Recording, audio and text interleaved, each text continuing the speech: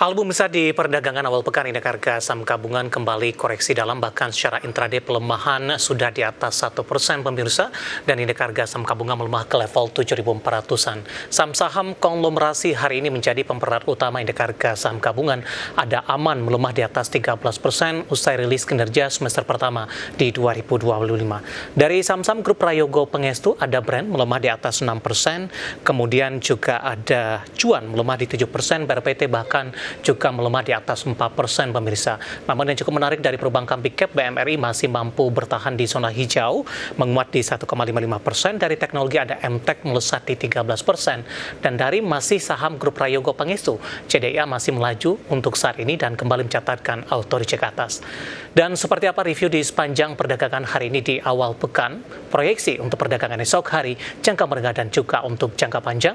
Dan kembali bersama saya David San Oval, kita jelang IDX segesesong closing selengkapnya.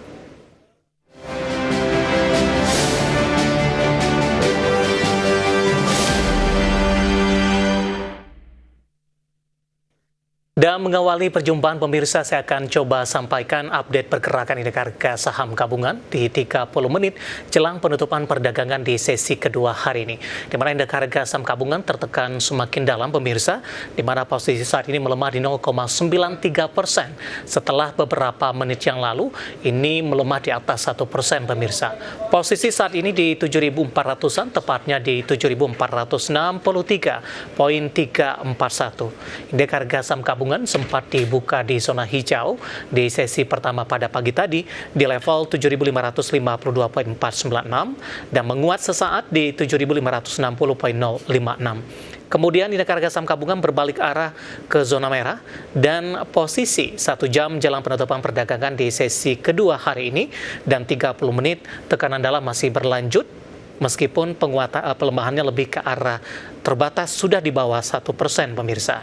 Saham-saham yang menjadi pemberat dari saham-saham konglomerasi ada Cuan melemah di 7,21% di 1.415, BRPT tertekan di 5,20% di 2.560. Kemudian ada Brand, posisinya saat ini mengalami pelemahan di 6,73% di Rp7.300 per saham.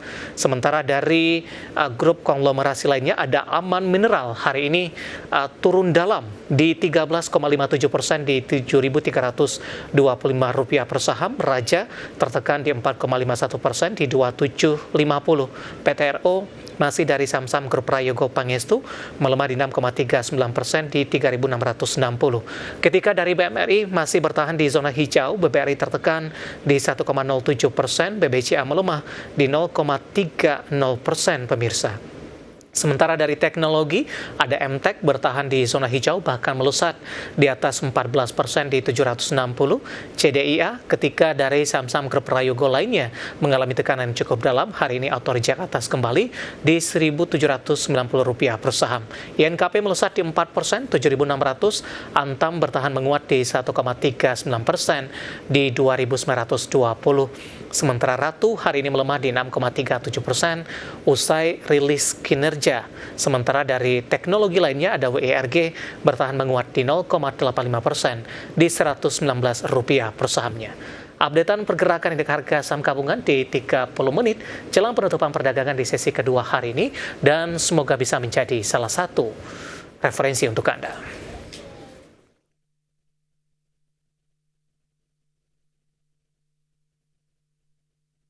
Dan selanjutnya mari kita coba simak beberapa sentimen yang berkembang di sepanjang perdagangan hari ini yang berhasil dihimpun oleh tim redaksi kami dan diproyeksikan akan mempengaruhi pergerakan indeks harga saham gabungan.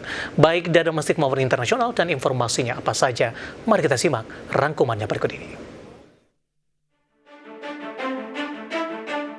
Presiden Amerika Serikat Donald Trump mengatakan segera mengumumkan kandidat untuk mengisi posisi kosong di Dewan Gubernur The Fed dalam beberapa hari ke depan. Pernyataan ini disampaikan Trump menyusul pengunduran diri lebih awal Gubernur The Fed Adriana Kugler yang diumumkan Jumat. Pernyataan ini disampaikan Trump menyusul pengunduran diri lebih awal Gubernur The Fed Adriana Kugler yang diumumkan di Jumat. Keputusan ini membuka peluang bagi Trump yang selama ini dikenal sebagai pengkritik keras kebijakan The Fed untuk mendapatkan sosok pilihannya di Bank Sentral Amerika. Sebelumnya Trump menyinggung masa depan Ketua The Fed Jerome Powell.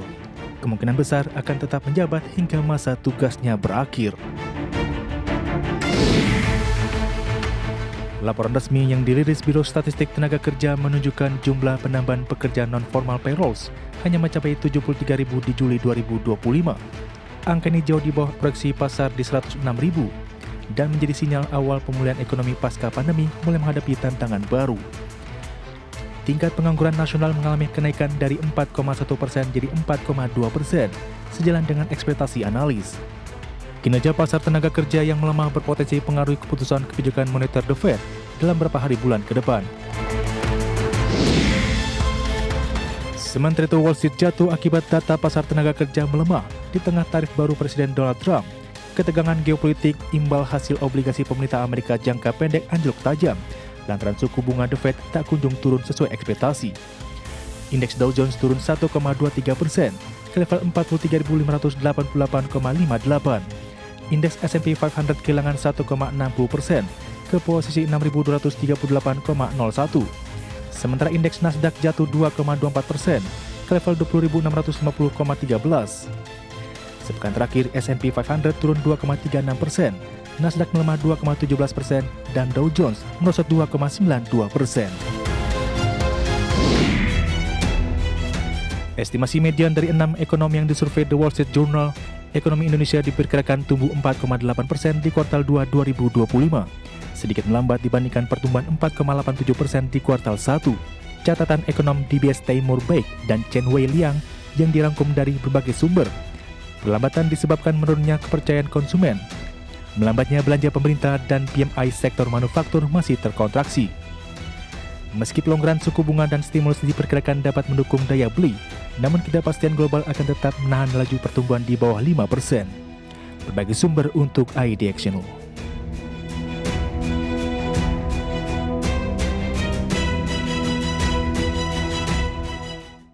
Kita beralih ke informasi indikator perdagangan lainnya pemirsa, di mana nilai tukar rupiah menguat signifikan dengan meninggalkan level 16.400-an di tengah tekanan dalam terhadap indeks dolar Amerika Serikat.